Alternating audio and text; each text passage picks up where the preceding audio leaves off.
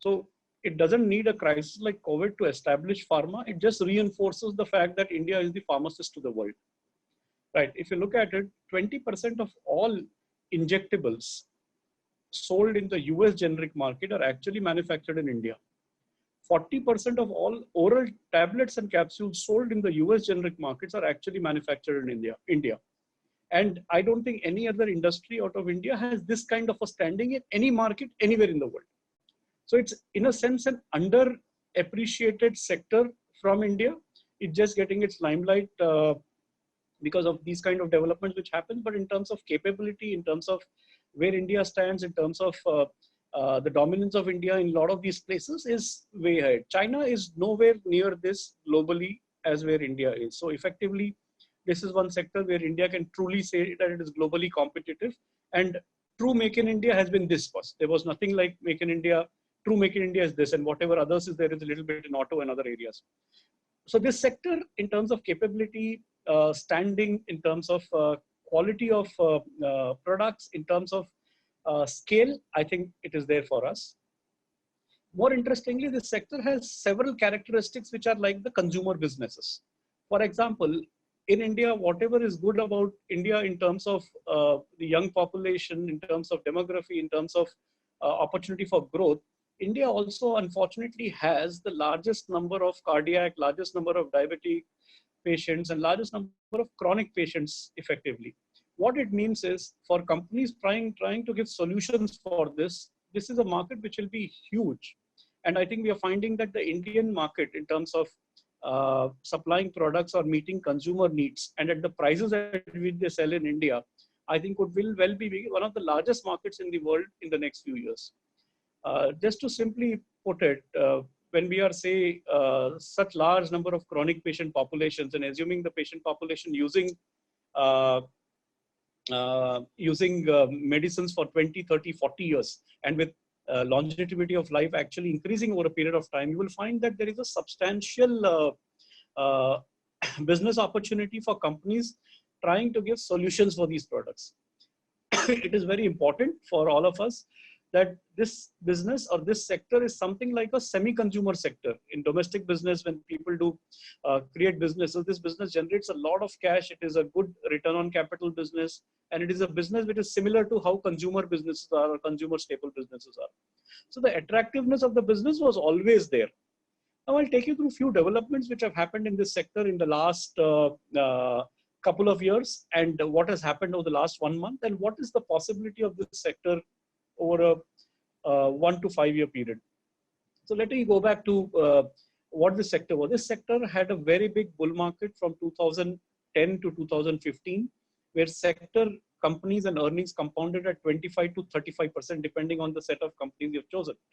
And that was when India was becoming or getting into the beachhead, getting actually significant market shares in the US. Prior to that, because of a lot of events like, US FDA issues, like, high price erosion in US markets, like issues relating to local GST and all that, you saw the markets actually, pharma sector actually underperformed for a 3-year period or 4-year period. In fact, 2 years back, this was one of the sectors which was not delivering returns. But at that point of time, valuations had reached their bottom. I remember there was a time when results were very bad for this sector and the prices had started bottoming out. From there on, there has been a material shift. Over the last 12 to 18 months, we are now seeing earnings of most pharma companies coming out strongly and improving from where they stand. And this is a big improvement because earnings have been continuously rising from the low base, and a lot of earnings are coming from the highly profitable India business. Because of high growth in the US business, US was accounting for a lot of profits till 2015. But because the US business suffered and India business continued to grow, the India consumer-like pharma business has started to deliver 50, 60, 70% of profits of a lot of Indian companies, which makes them as valuable as some of the consumer names in India. Because, like I said, domestic business is very profitable, sustainable, the longevity is high, and the opportunity to grow is actually even higher. Pharma is even more underpenetrated than consumer sector in the country. So it is that kind of a opportunity in terms of what is presented for domestic pharma businesses. So over the last 12, 18 months, we have already seen an earning improvement.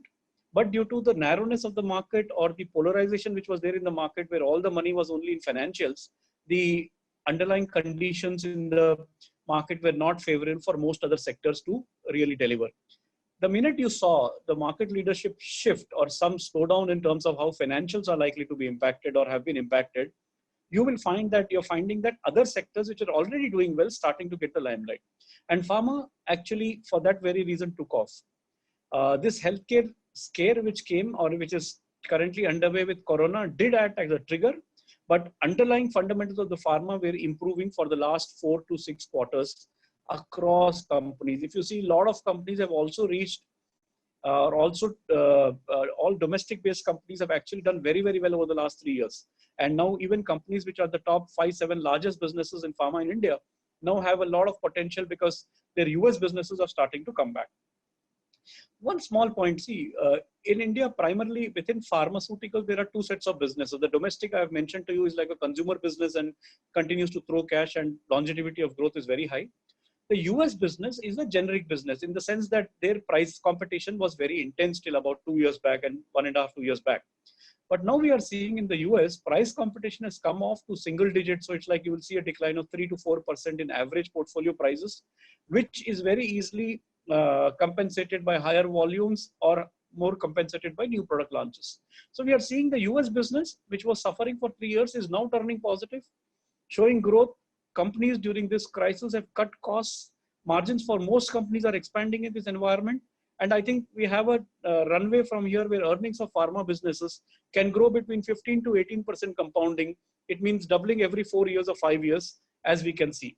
And with 50, 60% of the profits now coming from domestic market. So the certainty of earning growth is way higher than the certainty of, it was about 3 or 4 years back. The certainty of earning growth now in the sector is way higher. The second element is very interesting. The second element is because of this development, right? We have seen that most sectors have been impacted. So most sectors have not been in a position to service their customers and meet their needs. This sector being classified as an essential services sector, and given that a large part of medicines in India are chronic based, so people need to take it, right? And effectively, this sector is possibly the least damaged sector in this COVID crisis. In fact, if you see, one of the sectors which would have seen the less impact of this COVID problem is this. And this sector should come back pretty quickly as we get to normalization, because the only thing which is not happening is generally a little bit of new patient enrollment, because patients are not going to doctors and there's new enrollment is not necessarily happening. But generally 95% of the business is working very, very well. So in the worst of times, these guys will generate cash. Earnings of the sector are turning. Another benefit which has come about is currency has gone from 70 to 76. Now, this is clearly a significant profit jump for all pharma companies exporting to US market. So that also contributes to better profitability.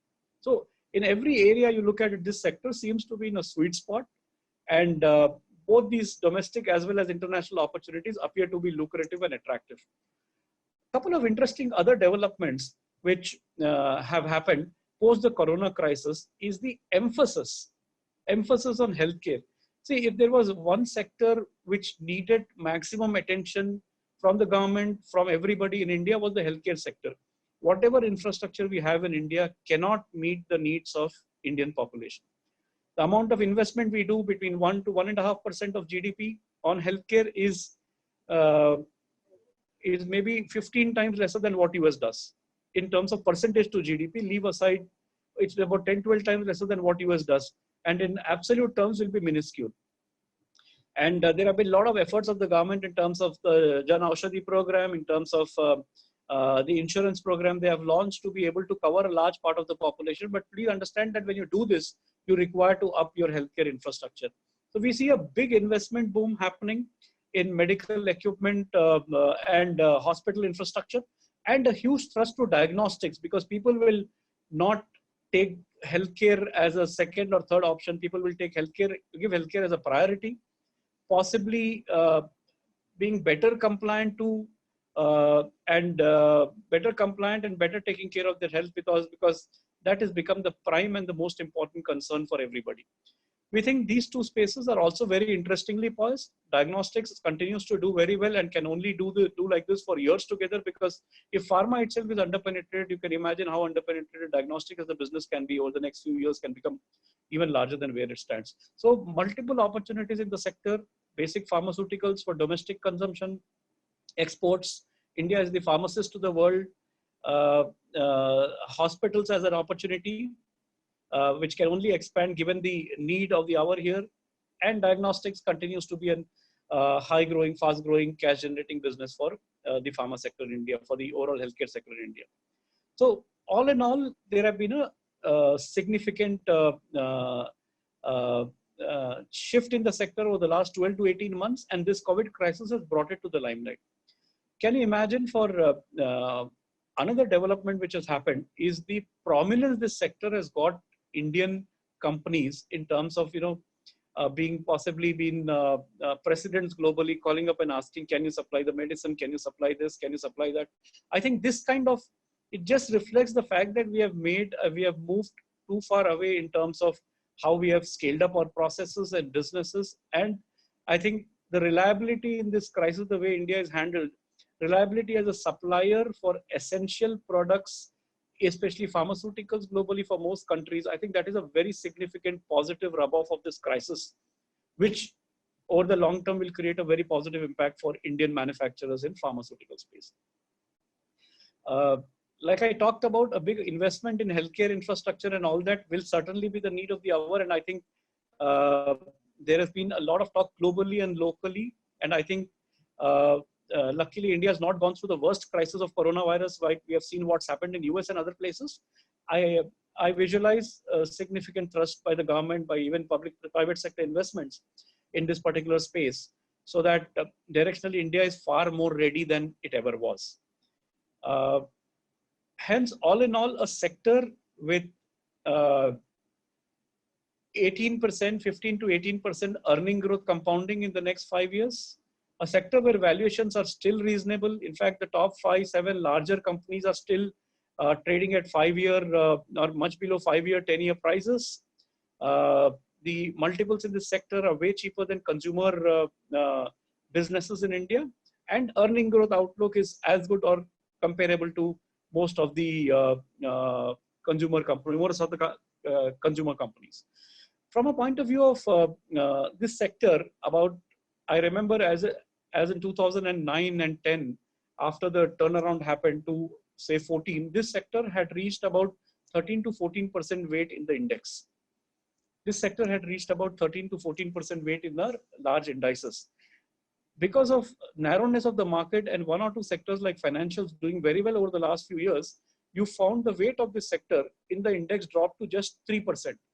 Some of the largest companies were actually removed from the index because they were having a much smaller market caps than most other sector companies which were there. We think this shift is underway. We think market leadership, some part of financial money will move to various other sectors, including pharmaceuticals. And we think this seems to be a secular long trend because earnings are in the favor for this sector. Small shifts in earnings, suppose a 3% weight moves to 6% weight, it means thousands of crores of rupees needs to be invested in this sector over time. And as domestic investors shift money there and international investors shift money to this kind of a sector, you actually end up with a lot of opportunity for investors participating in the space. Interestingly, this market shift or market leadership shift, with the first leg of it was visible in the last few days, I think has a long journey, because if you recollect, the financials have done very well over the last 4-5 years, and they already now account for 35 to 40% of different indices. And even if they normalize to 25 to 30%, the remaining 10 to 12% is to be taken up by a very few set of sectors which are available. Maybe it is automobiles, pharmaceuticals, domestic manufacturing, engineering, and domestic demand driven and material and metal companies. So I think the opportunity for this sector as well as some other sectors is very interesting. Now let me come to the market and what is the kind of opportunity the markets present today and what is really happening and what are the 3-4 critical issues we should be worried about. It's become a norm today that everybody watches Dow Jones in the night, and next day morning they come and trade in Indian Nifty, and still at the back of their minds have watched the Dow Jones futures indices. I think these are completely unrelated items which are being correlated to, because there is money flow which comes from that market and impacts on a specific day. We have to see Indian markets in its own differentiation. For example, what is India? India is a market with a huge population, huge unmet need, many sectors underpenetrated, going through a bad economic cycle. We have seen 3 or 4 very difficult years for India, where you have seen earnings of Indian companies not doing well. You know, they grew about 5% on an average, and I think valuations in Indian sector have been are low on a low earning base of India. As earnings in India start cranking up or keep moving up, which I think it's a matter of time as this crisis keeps ending, I think you will find that earnings in India will come back to 15 to 18% from the low bases which are there, and can actually do this for a 3 to 5 year period. It is important to note here that our markets have been virtually been flat for the last 5 years. You know, it had a rally in the interim, but because of this COVID crisis has come down. So we are seeing market valuations attractive, businesses available at disproportionately attractive valuations across most sectors, and the worst of economic activity already visible today, as we see, because when you have a lockdown period like this, you virtually have economic growth come down to zero or come down to a much, much lower level. We think as we enter from April 20th, we have some relaxation happening. Maybe 1/3 of economic activity might start off. And as we get along, maybe in a 3-month period, we might be back to reasonable potential economic activity in India. I don't believe this fact that, you know, we will not come back to full economic activity, because 90% of the people relate to what happens today and determine what will happen in the future. Please understand, these kind of crises, maybe this specific crisis, but these kind of crises are never new. They happen in different forms. For example, when global financial crisis happened, people said that countries have gone bankrupt, currencies have gone bankrupt. We have never seen this before. In 24 months, all the markets were on back on doing very, very well. And after that, US, which was the birthplace of the crisis in 2008 and 9, actually had a 10-year bull market with stock prices in dollar terms compounding at 18%. So please don't go by this fact that whatever you see today, you know, people say travel won't happen. People say this won't happen. In 2001, when 9/11 happened, people said travel will not happen globally. People will only do video conferencing. People will only do this. I think after that, the world had the biggest global travel boom ever. So any fact which you're evaluating under current circumstances, please be open to change and shift which can happen. And hence we believe that a lot of economic activity normalization will happen faster than a lot of us imagine. Coming to the current condition and the current phase we are in today. So like I said, we were at low earnings space and low multiples. Those multiples have further corrected in the marketplace because there is a global sell-off. Every single market is down 25 to 30%. And from there on, our valuations today are very attractive. I'll give you how. Let us take Nifty as an index. In that, if you just segregate, all of you know financials gave most of the returns in the last 2 years. If you put the Nifty companies in order of their P multiples, you will find that the average P multiple of Nifty, which is trailing maybe 18, 19 today, you will find that at least 30 companies or 25 companies or maybe 30 to 40 companies are much below that multiple. Whereas a few set of companies have much higher multiple, which are distorting the average PE. So within the same Nifty, you can actually buy companies which are at single-digit PE multiples and very high dividend yields, higher than most fixed deposits give you today. And when I'm referring to Nifty companies, you can imagine what is the case in other segments of the market. Nifty companies are disproportionately attractive. Within that, the segment where valuations are very rational today and their earnings are not going to be impacted as much as you perceive today. 1 month of lockdown doesn't mean in the next 11, 12 months, you will not have some preponement of demand and some increase in growth as well. Because a lot of many factors are actually moving positively also, which are today being ignored. Let me just emphasize on this fact. So today you're getting companies with 20, 30-year track records, strong operating cash flows, again at multiples between 7 and 8. And these are companies making 5,000, 10,000 crore, 15,000 crore profits. So these are not smaller businesses. And most of these companies will outlive us, because they have that longevity of 10, 15 years.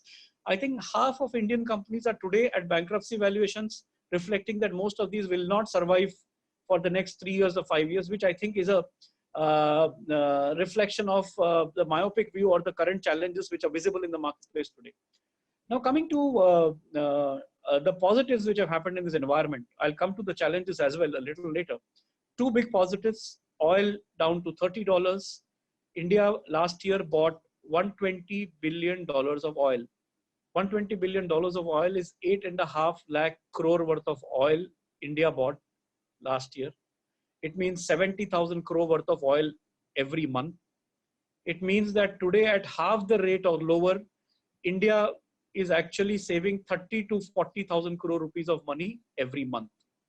This, I think, is bigger than the biggest stimulus the government can give. And I think today the government is retaining it because there is an impact on tax collection, but slowly I think this will get passed on to consumers and it will be a big benefit to a very large section of the society, because most costs are an outcome of oil, because it is the single largest commodity India relies on.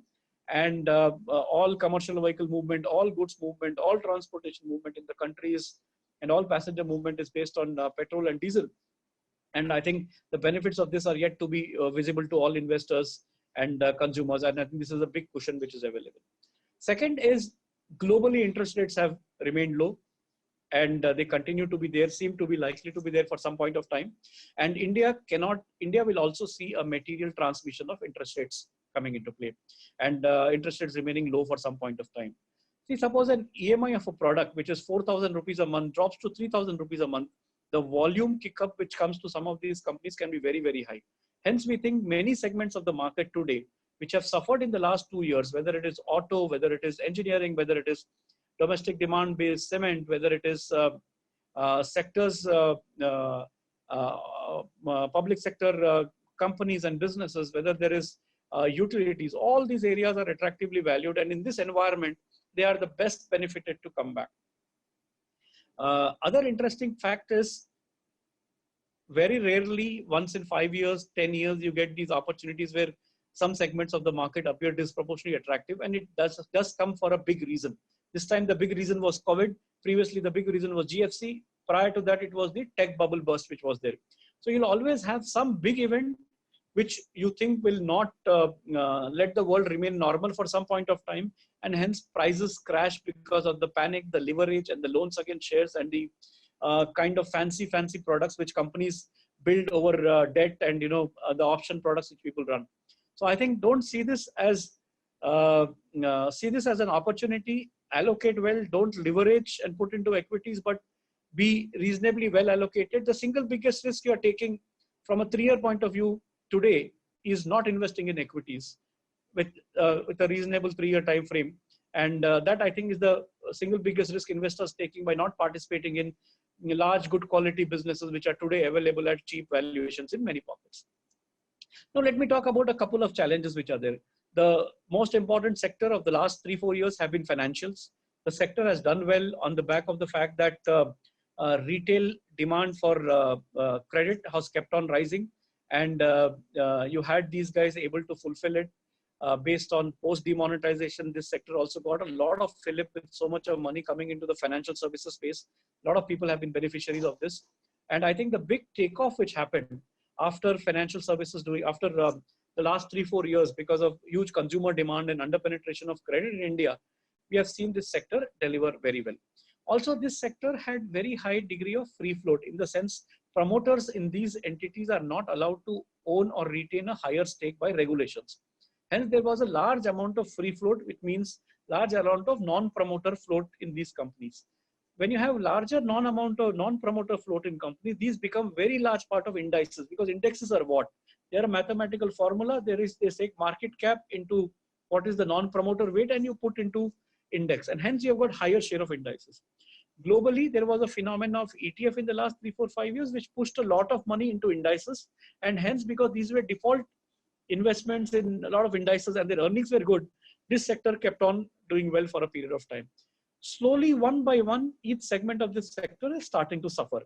If you recollect, there was a phase of small finance banks, banks which were just being born, and the euphoria was that they would become the next largest banks and things like that. All that euphoria and the IPO bubble burst there. Then you had an NBFC crisis in 2018, which impacted a large number of NBFCs. In fact, At that point of time, everybody wanted to open a new NBFC. Actually, today virtually everybody is running to shut their NBFCs because there is no capital available to lend. That has happened. Now today we have entered a phase where we've got a 3, 5, 6 year of good retail growth. So can there be the next challenge? Can it be on retail credit in India, where so many people have leveraged up, so many people have bought so many consumer goods on EMIs? There have been a huge housing growth in the last few years. Yes, there can be some challenges because a lot of people in India have been impacted in terms of their income. So when you lose 1 or 2 months of business, there is a material loss of cash flows for companies, material loss of cash flows for a lot of people. I'll also come to the point of what people have been doing in this environment, because I'll also take you through the fact that a lot of people have been, the government has been doing measures and steps to be handling this. So I'll take you through those aspects also a little later. But today, for example, can there be some challenges in terms of NPAs rising in financial services sector in the next 2-3 quarters? Yes, it remains a very high case scenario, very possible case scenario, because there has been a loss of income across many smaller businesses, and even larger businesses have had some impact, but they have strong balance sheets to manage the crisis which they are into. So the key issue here is getting into some challenges of the financial service sector, which seems to be a reality. And the valuations of this sector, though have come off significantly in recent times, you still have to be a little careful as to how things would pan out, especially in terms of unsecured lending and credit. Our best case here is the leading banks, the top 5, 7 larger banks in the country, who have strong current account, saving account balances, who have strong operating profits running about 25 to 50,000 crores annually, can withstand this challenge because they have a diversified portfolio. But pure retail NBFC-led lenders having issues relating to being completely in the unsecured side of the market can have challenges which may last a little longer. The challenges can be on both growth side and on the credit cost side, and hence they may end up getting impacted more. So our best case here is you will have some challenges in terms of especially retail, mid-corporate and such areas. The larger corporates are today well supported by the Reserve Bank of India initiatives which have happened in terms of banks being allowed to lend to them very comfortably. So investment grade, higher corporates don't have a problem, but India has a huge middle class and a huge middle segment or mid SME segment, which for example might have about 1 crore enterprises with 10 employees each on an average. You know, those segments need significant amount of support, and I think there is some action on that happening already in the government front. The second area where the government has done reasonably well is to provide to the bottom 40-50 crore segment of India's population significant amount of inflows in terms of monthly for their expenditure requirement.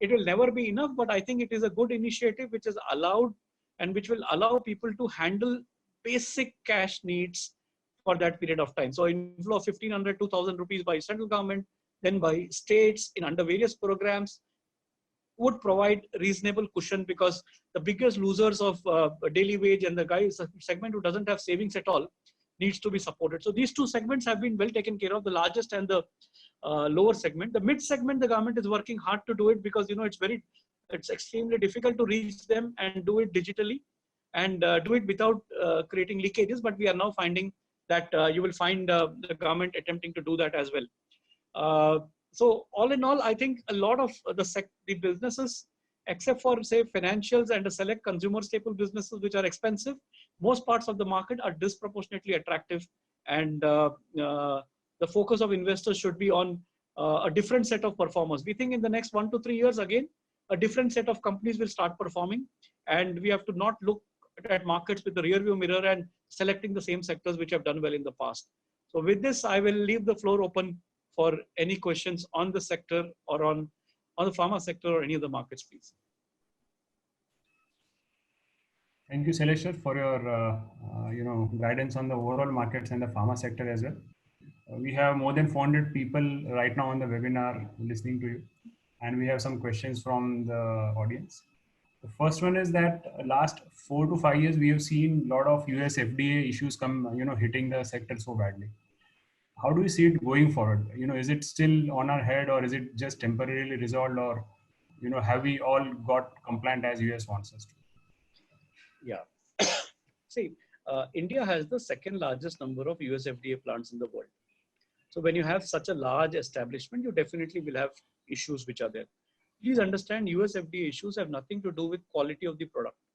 In the US, as we speak, people are buying products from the same plants which are under US FDA issues for the last several years. So it is not a quality issue at all. It is a process issue which US FDA says that the processes have to be followed to the T. In the sense, you cannot do even small iterations in the process, and you have to follow it to the T, and records have to be maintained that you're following to the T, because end quality does get impacted if you don't follow these processes. India had a rapid scale up in the last 10 years. Like I mentioned, we had 5 years of 30-40% growth. In that scale up, when suddenly instead of running with 5,000 employees, you're running with 20,000 employees, you definitely have some challenges. Also, there was a huge growth of 25-30%, which disturbs a lot of your energies in terms of so many managing people, in terms of creating investments, in terms of so many areas. You definitely end up slackening on certain aspects. We think a lot of companies, the leading companies, at least in India, have invested a lot of money in upgrading technology, upgrading data capture, taking care. So whatever US FDA observations today you are seeing, especially in the last 1-2 years, are generally very, very ordinary or very, very, I would say, simple to address. And most companies have been able to address it within a 3-month or a 6-month problem. US FDA issues will remain because we are supplying to the largest market of the world. You have to keep supplying as per their standards, but they are not a problem until they become an import alert issue to Indian companies. And I think Indian companies have done very well in the last few years to upgrade their standards to match to US FDA needs, despite the pricing pressure and the competition. One more question on the broad markets. Do you see the second round of NPAs hitting the broad markets? Do we see, the lockdown affecting a lot of manufacturing and the leveraged companies? Yes, it is a clear challenge. There will be some round of NPAs, but India already 20% of Indian corporate sector is already an NPA, and they have been provided for because of the crisis of the last 5-6 years. I don't see a huge impact for the corporate side of it. There'll be some loss of business. Mid corporate, small corporate will have a struggle, which I think Reserve Bank is stepping in with moratoriums to provide them support, and I think they will be able to manage through. Unsecured lending, retail unsecured lending, and those categories can have NPAs because they were the best performing space in the last 5 years. See, there was today's article also talked about $19 billion of retail credit has become $45 billion in a matter of last 4-5 years. So it's actually doubled in the last 5 years. We have to be careful and watchful about that area, especially the unsecured part. The organized sector salaried segment can have deferment of 3 months or 6 months in terms of payment, and they can manage. But whether cash flows will come back to the other sector is what one should be watchful about. So hence you do carry a risk of second level NPAs in SME, small and mid corporates, and unsecured lending in the retail side. So one question on the supply chain management for pharmaceutical companies and broad, manufacturing companies. Yeah. How do you see it shaping up? Because China, not fully opened up yet. Yeah. The availability of products from China actually surprisingly has improved. So today, as we speak, there are no supply problems, or I'll say very, very little supply problems from China. China has actually come back so strongly. And I don't think when we interact with businesses, they say that suppliers are willing to supply as much volume, so it is not a problem today. So in fact, it's been a very fast recovery. So thankfully, the supply chain issues from China have been addressed. But what this COVID-19 event really does is, global companies will look at India as a manufacturing and supply base for their global requirements. And hence we believe that India will stand to gain in this whole manufacturing opportunity, or becoming the factory to the world. It's a big statement, but I think China is already the factory to the world. We will also become maybe a small manufacturing factory to the world in the next few years. And if we are able to accelerate and do it, maybe we could have our big opportunity in front of us. Sure. Amit, do you have a question? Yeah, Shailesh sir, we do have large production facilities for pharma, but we might not have the number of patents what US holds on pharma. Yeah. So is this right, or do you have any views on this? Yeah. See, indeed, yeah. India has not been into basic research, normal patent filings. We have a lot of process patents, but product patents is what we don't have because we have never invested. See, it takes $1 billion to create one drug. Where is that capital today for people to invest $1 billion to achieve a new product, which will be extremely new to the market? Second, if you have never done it before, to build the whole capabilities, it takes even more longer. So I think India is good at process patents. India is good at chemistry, manufacturing, and a whole host of factors, quality and compliance. And whereas the real new product launches which happen globally for most therapies, India is not yet there. Maybe it will take, Indian pharma sector has become materially large in the last 10-15 years. In fact, this fund which you have been running has been just completing 16 years. So we've seen the whole journey from start that, the sector is becoming very, very large. Maybe in the next 10 years, you will start, what you're talking about will start getting visible. People doing innovation R&D. Some interesting companies are trying specialty products where they're buying out products in early stage R&D, doing clinical trials and launching in the US market. So I think we are just about at the cusp of it, and the next 10 years will be that market for us to capture. Dhruv sir, you had a question?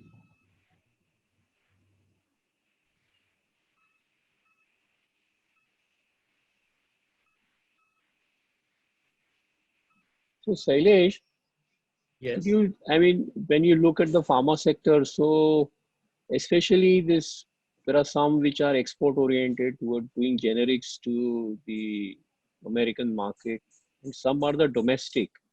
So something, like say the company like Abbott, which is maybe more, is it more focused into India? So how do you distinguish, where the opportunity is? Is the opportunity more in a company like Abbott or a GSK Pharma in India? Or is it the ones who are exporting overseas? Yeah.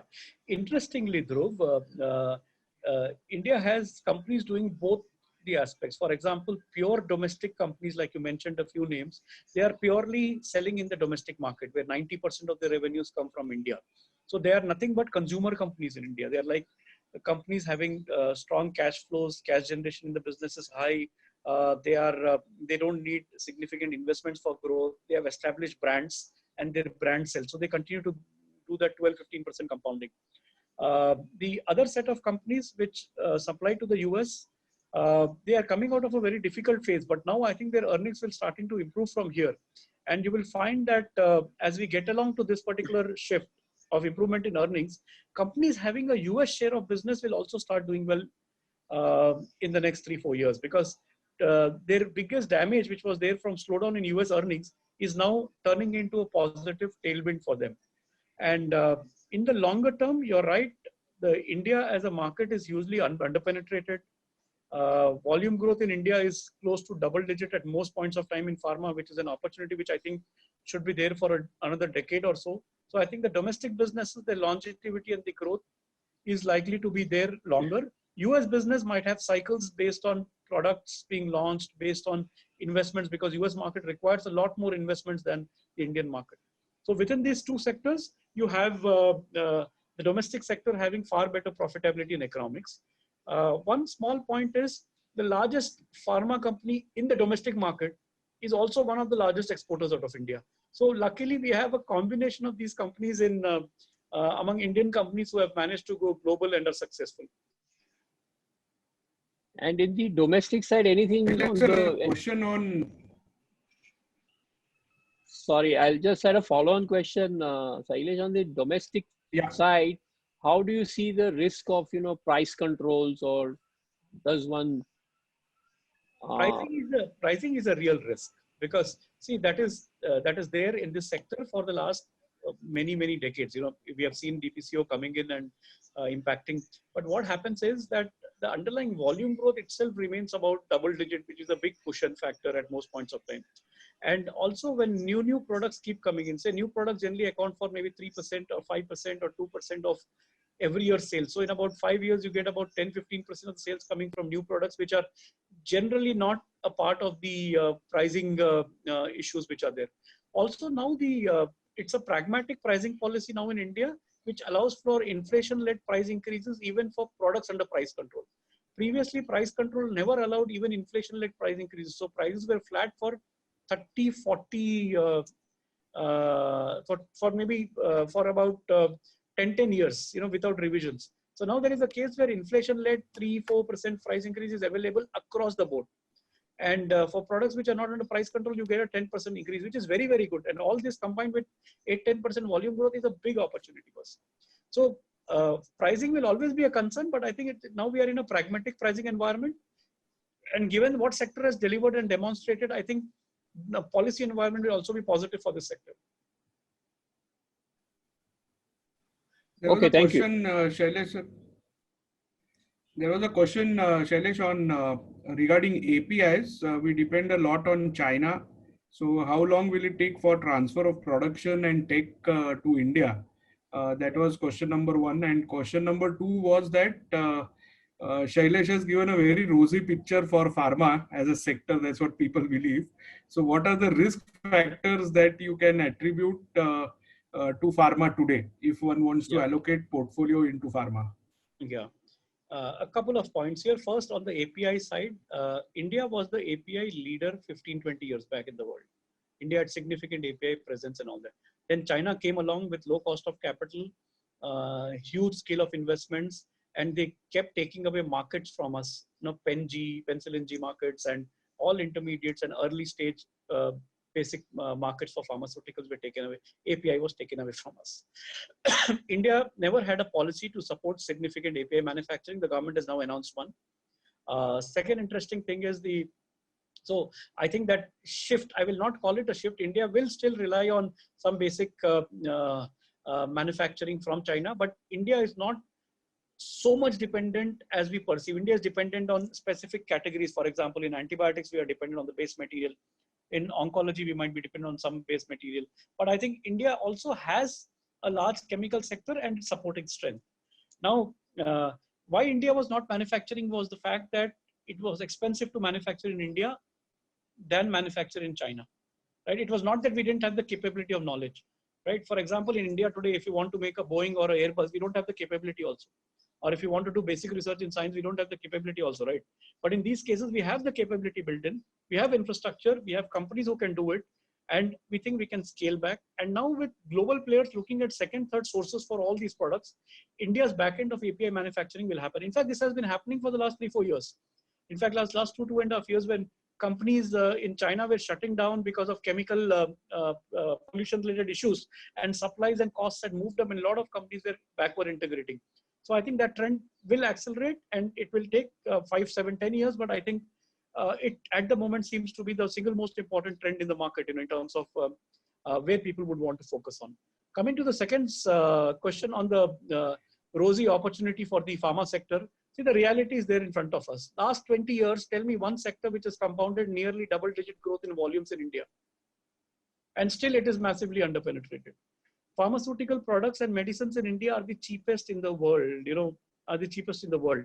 So as per capita income rises, diagnostics improve, testing improves, you have compliance improving. In India, the last study which was done was about some 7 crore patients having, 7 crore people having diabetes, or 8 crore people having diabetes in India, out of which 20-25% only getting treated. And most of them not getting them treated as if they are chronic disease. They are being treated as if there are some 7-day courses which people are taking. So I can't even there is no way this sector doesn't have the possibility of long-term growth because of underpenetration, because of improved compliance which will come about, because of easy availability of diagnostics and awareness, and then rising per capita income. Please understand, boss, India is just at $2,000 per capita income. Our journey still lies ahead from $2,000 to $10,000 per capita income. Our pharma business will be in multiples of where we stand today. So what are the risks to the sector? The key risk to the sector is one, you talked about pricing. If it happens, can it impact profitability of companies? Yes, it can. We think we already have a sensible policy in place. So we presume that in this environment, government will not ruffle with those issues. In other markets, India is still making a beachhead. In a lot of places, in emerging markets and all that, India has built up brands and all that. We think given our global competitiveness there, our ability to succeed there is, or chances to succeed there is much higher. But primarily risks come from pricing in India and some regulatory challenges if they still again come about from US markets. See, nowhere in the world you can manufacture this volume at this prices. And that gives us that sustainable advantage, which I was referring to in my presentation. Okay. On the diagnostic company, sir, what do you think that how much allocation should one have in his portfolio as a fund manager or as an individual client? What do you see that hospitals and diagnostics compared to pharmaceutical companies per se? Yeah. Where do you see the growth coming in handy? Yeah. See, hospitals as a sector, when you look at broader numbers per bed, per population and all that, I think there is a huge underpenetration. But the problem is hospitals as a space requires a lot more capital to grow. It needs significant amount of capex. It is similar to a hotel sector in some sense. It requires a lot of investment, takes 5-7 years to start generating returns. And hence it is a very different business than pure pharmaceutical businesses. Diagnostics, on the other hand, is a far more similar business because it has good cash flows, very little capital needed. It is more a logistics game in some cases. It is more a question of moving samples from the patient to the central processing laboratories, which is actually the job of all these diagnostic companies. Diagnostic companies are not scientific companies or whatever. They are not companies into technology or whatever. They're actually pure play logistics businesses, which are moving crores of samples across the world and delivering you results in 24 hours. So I think those supply chains or the networks are very well established, and it's an underpenetrated market, and it is well positioned. Ideally, diagnostics can be in the range of about 10% to thereabouts in an investor's portfolio in the pharma space. Rupa ma'am, you had a question? Janak,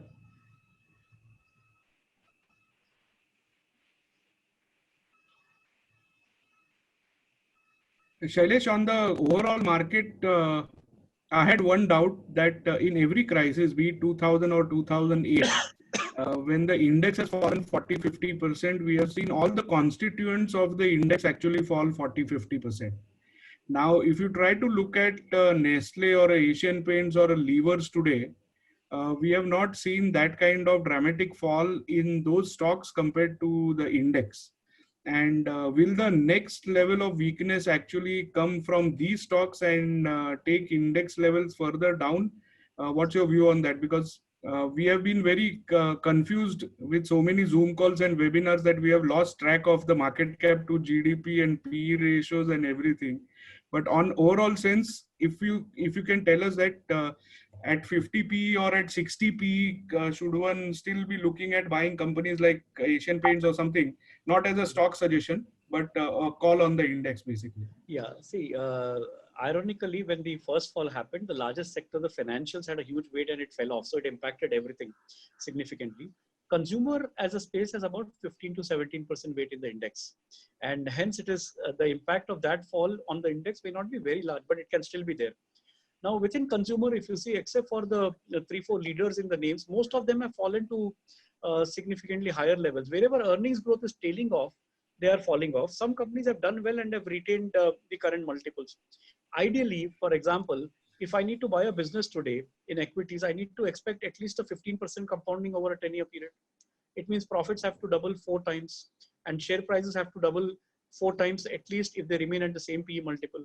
So if you're looking at some of the large entities today at 5-6 lakh crore market capitalizations in consumer side of it, large businesses, they have to become a 25 lakh crore market cap business and compound at 15% for the next 10 years without a flat, and multiples have to remain there to get it. So we think the chances of you ending up with suboptimal returns in consumer business is a very high case, especially in these expensive businesses. Other than those other consumer discretionary, auto and all of them have completely collapsed to 10-year lows, 7-year lows, where we think there is a tremendous opportunity to capture. Shailesh, you have been very, what you can say, passionate about the capital side of the business, and you have been a proponent of investing in capital extensive businesses also. Do you think that this will further delay the recovery in that sector? See, the biggest comeback will be coming from the infra investment which the government will be doing. I know you'll have all questions as to where will the money come from and all that. Please understand, economic volume and job creation can be revived only with infra. And I think those investments will happen in India. And I think you will see a big thrust in those specific, whether it starts with roads, whether it starts again with large government projects and such activity. I think that will happen. Second is one point I just want to emphasize. There is one more reason for being positive on some of these places. There are only 3-4 leaders left in each segment of the market in India. If you want to give a 1,000-2,000 crore contract, a big engineering contract, there are 2 players who will come to bid and only 1 player can deliver because the other guy's balance sheet is in a mess. So the idea is, for example, in the bullet train project, which was being awarded, the pre-qualified, there are only 3 companies which has pre-qualified in India for that such a large project in terms of doing the EPC work for it, right? So I think, please understand, this consolidation is a big theme which has happened in every sector. It's happened in telecom.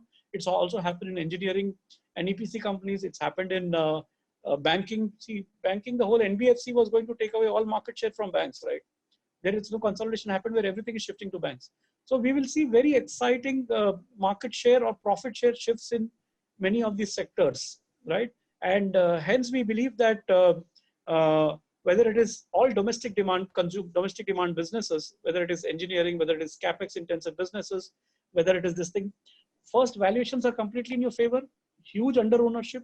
Like in pharma, what happened? It was a factor of huge under ownership by investors in this space, and this sector starting to do well, which has led to this kind of a change.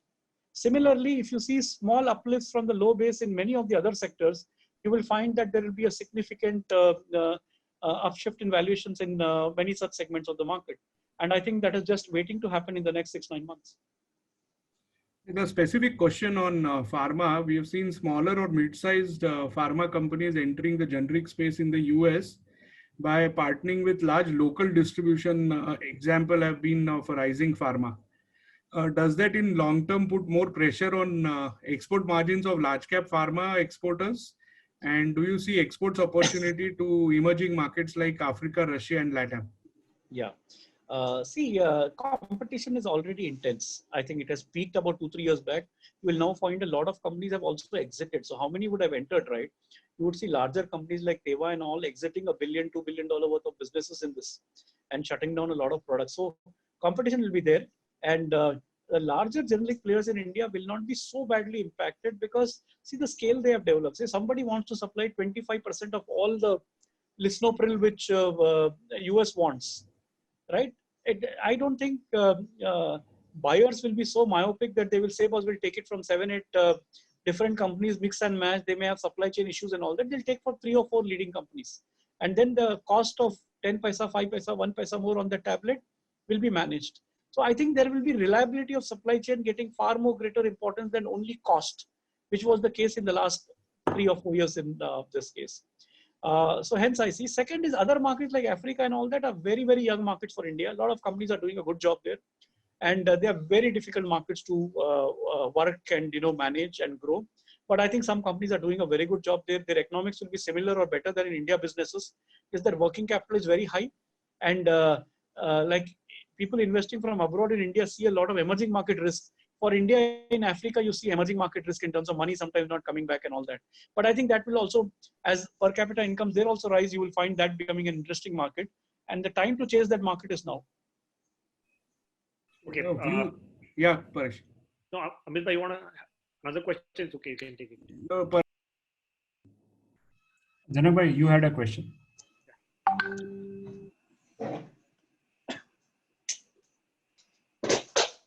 Hi, Shailesh just wanted to check. There's a client on the call who says that he is getting steel supply from China and the cycle has actually been broken for only about 2 weeks. So it's not that they're not supplying or they've not started supplying. So with a 2-week kind of lapse, does it really augur very badly for the world? You mean there is a 2-week supply chain break which happened? There was a disruption of only about 2 weeks is what he says. Yeah, it doesn't matter, boss, because normally the inventory in the system in pharma is at least 3 months in most cases. So it is very easily managed. See, if you go and buy medicine, the availability is not a problem at all. In 1 or 2 cases, you will have a problem because distribution was not happening or essential medicines were not happening.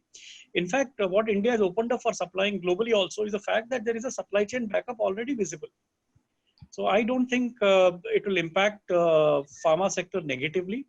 And maybe had this continued for another 1-2 months, then the uncertainty would have impacted, then people would have started rationalizing supply and all that. But thankfully, that is not the case. Okay, thank you. Hello.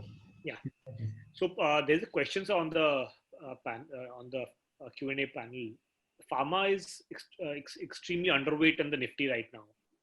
So it's at 2% weightage versus the largest sector weightage at 38%. So how do you see this changing over a period of time, so over the next 3 years? Not just pharma, we think many sectors of the market, including pharma, are less represented in the index. And because index has only two criteria, boss. Index is created out of two facts. One is what is the market cap of a sector. So sector which is doing well gets a high weight. And second, sector where there is a lot more non-promoter holding gets a higher weight, right? A free float factor. In both of these criteria, because the sector was not doing well in the past, it had a low weight. Now with sector starting to do well, it will have a high weight. So tell you a simple example. In 2007, where the infra boom in India was happening, engineering companies had 17% weight and pharma had 3%. Right? And now in 2015, when infra was not doing well and pharma did very well, the pharma weight from 3% moved to 13%, and engineering weight for 17% moved to 4%, and is now still at about 3.5% in the index. So you can have a material shift depending on the size of the sector and the kind of growth that sector starts seeing. So it's about performance. The larger the market cap and larger the weights actually start increasing in the indices, and larger the weights, the money starts chasing it. It's unfortunate that after outperformance, money starts chasing it, and that's how the nature of the index is, and that's why alpha is a big opportunity in the marketplace. Okay, there are a couple of questions which are on hospitals, diagnostic centers.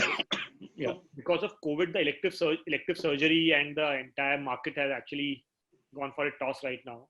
So how do you see that panning out, A, and B, your view on the insurance sector, which is also linked to pharma and healthcare to a certain extent. So how do you look at that? Yeah, and the hospitals have suffered significant collateral damage in this whole thing. One was a lot of places had to be quarantined and shut off because they have had some COVID patients coming in and had the associated challenges with it. Plus also elective surgeries and all that have been deferred, because rightly so, because the risk today to do that in this environment is very high. Coming to the, so I think they will have a loss of business for 2, 3, 4 months, 2 months or 2.5 months thereabouts, which will impact their profitability. I think it is among the top 5, 6 sectors which have been impacted. For example, airlines have been impacted, hotels have been impacted, hospitals also have had a material impact because of this. I think you will have some sector-specific support to these sectors coming from the government, which I hope, which comes and which will actually support some of these sectors well. But most of these elective surgeries they are just, like you said, they are put off. They are not, they're only postponed. They are not kind of cancelled, right? And in that case, you will have a lot of this postponed demand coming back. And you will have the hospital space recovering pretty fast in the next 6 to 9 months.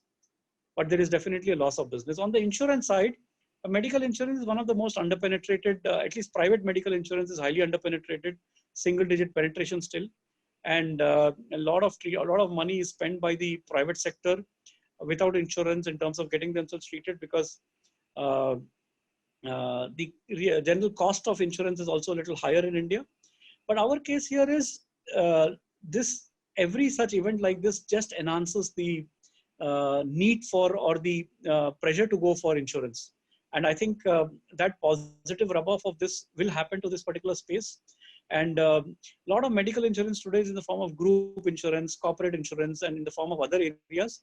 And now I think the individual insurance piece, which is a profitable and a good segment for insurance companies, should start improving and becoming a larger share of the pie. Also, insurance is a factor of rising per capita income also. So I think that will also contribute to the shift in improved medical insurance penetration. So one question on, you've seen a massive run up in pharma index in last 1 month. Yeah. So how do you see earnings coming up for maybe the portfolio you manage in next 3 to 5 years? So yeah. Is it earnings generally should compound between 15 to 17% is what we expect. Last year, earnings would have been in the range of 12-13% because they were coming out of a collapse. So you have to see the sector because it had a very bad base of earnings. In fact, earnings in the pharma sector declined for 3 years from 2015 to 2018 because US profitability had collapsed. Then companies went out from huge cost-cutting measures they took. India share of business started to improve in all these cases. And US profitability is now coming back with depreciation of the rupee and lower price corrections there and price reductions in the US. So I think directionally, can India come back to 15%, 17% kind of earning growth trajectory, which means doubling earnings in Indian pharma in the next 4 to 5 years? It seems to be a high probable case. And the recent rally does factor in some of the upside which has happened in recent terms. But if you look at it, the top 5 large companies in India, which are primary representatives of the pharma space, are still way below their 5-year highs or 7-year highs. So I think, and valuations being reasonable, can earnings-led compounding happen to the sector? Yes, it can happen. There's a question, sir, on the general markets. So Yeah. post demonetized, so there are a lot of GDP numbers which are floating around, which is anywhere between -1% to +4%. And everybody's painting a picture which is based on consumption. But is government consumption is also not going to be a huge part going forward? Like it happened after the demonetization, wherein the government actually came out and spent a lot of money, which helped the GDP growth also. Beyond it, sir. Yeah. See, the government consumption will be an important part, and I think you will see the government coming back very strongly. You'll have some impact to domestic consumption in the interim, especially those who are levered and all that want to be a little bit of careful in terms of managing their cash flows. Our case here is that as things stabilize, we will not be in, it's like, meeting with an accident. If somebody meets with an accident, for the next 2 months, he's careful. I think our behavior is typical to that. So I think people will be very careful for the next near term, maybe a month or so, till they see things stabilize. And as things stabilize, you will have come back in even reasonable consumption as well as government spending. I think government spending will be a big trigger in terms of overall growth. So where will money come from? I think oil is one of the biggest sources. Oil is giving the government $5 billion a month extra, right? And that is again a big source in terms of how money could come in. And the promised divestments of BPCL, promised divestments of LIC and all that are yet to unfold, right? I think so there will be some big efforts around that to create capital. But we are sure government-driven investments will also happen, and it will not be as bad as what people are perceiving it to be. Any view on biosimilars, sir? Yeah, see, biosimilars is an interesting opportunity, but it is more capital intensive. It requires much more investment than the small chemical molecules which India is used to. Globally, biosimilars have become a very large part of the pharma consumption. So, for example, in US, 25 to 30% of all pharmaceuticals sold or all medicines sold in the US are done by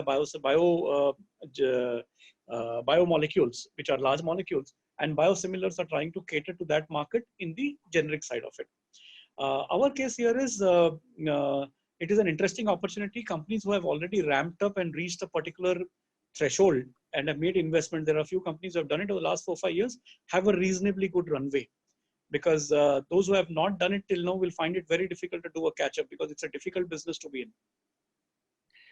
There's one question which has to be there. आगे क्या लगता है? Has the market bottomed out? So, because market bottoming will be known after the market has bottomed out. So maybe it has already bottomed out at 7,600, which we saw, or maybe you carry another 5-7% risk in market. This is very normal. Please don't try to be right in the next 1 month. Please try to be right in the next 1 to 3 years. There is a huge opportunity. Anybody who listened to 2008 collapse, where Citibank went bust, this went bust, that went bust, global countries were collapsing, and started reading all that and was challenged and didn't look at the big picture that some of these large companies serving the needs of 130, 140 people, 130, 140 people, 130, 140 crore people wanting to need these services in the next 3-4 years. I think you have to just buy those companies and sit for a period of time. The biggest mistakes all of us have done over a period of time relate to trying to time the market. There's one more question, sir, which everybody actually wants to know. What is your view on the COVID vaccine, sir? So what should be the time frame that people should look forward to, and do you think it is coming anytime soon? Yeah, whatever we have worked on, studied, interacted with companies, some of these are developing those vaccines as well. there is a lot of money, and the best of the best pharmaceutical brains are behind working on trying to get this executed. Is a vaccine can be developed? For sure, yes, it can be developed for sure. So that is not an issue.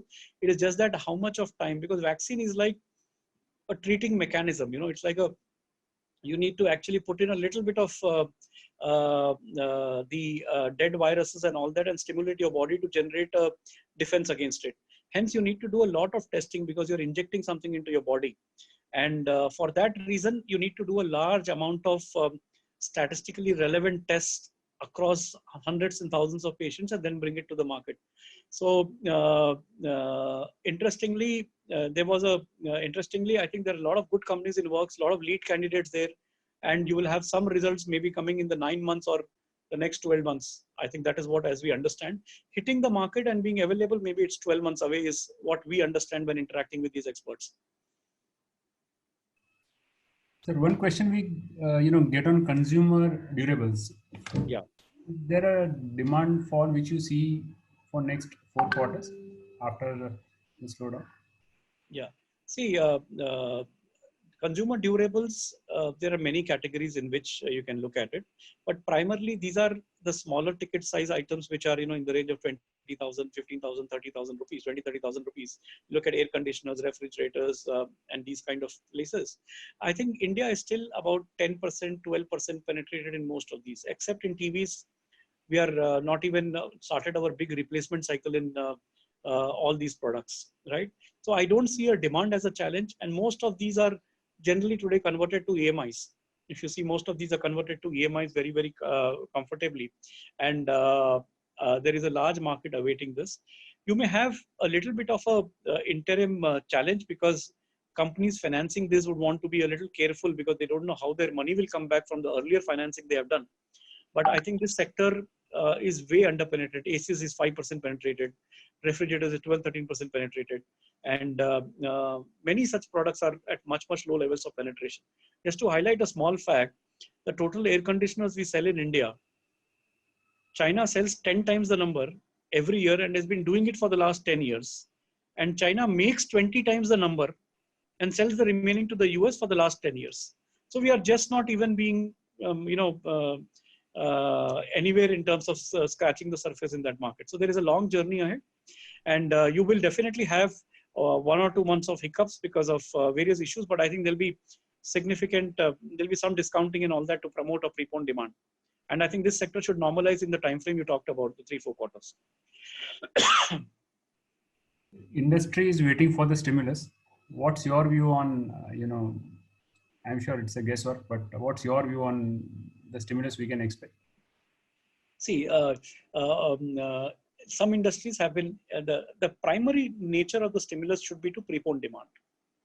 Can the government choose 5 sectors which have been hit the most and 5 sectors which have huge domestic demand which can come up and make GST 0 for 6-month period? It's a high probability case.